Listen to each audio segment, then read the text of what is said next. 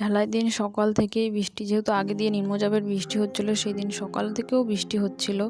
সকাল সকাল দেখি ঢালাইয়ের মিস্ত্রিরা চলে এসছে, কিন্তু সিমেন্ট আসেনি। সিমেন্ট গোলা দিয়ে, যেহেতু বৃষ্টি হচ্ছিলো, বলেছিল বৃষ্টিটা কমলে গোলা থেকে দেবে, কিন্তু টাইম অনেক বেড়ে যাচ্ছিলো, 11টা 12টা হয়ে যাচ্ছিলো, পাঠাচ্ছিল না সিমেন্ট। তারপর লালটু লরি ভাড়া করে গোলায় গেল সিমেন্ট আনতে, আর এদিকে গিট্টিও আসলো। আর গিট্টিগুলো মানে যে খোয়া দিয়ে ঢালাই হবে, সেই খোয়া আসলো। সেই খোয়াগুলো এত নোংরা ছিল, মাটির ভিতরে ঘাসের ভিতরে ফেলা ছিল, সেভাবেই তারা পাঠালো।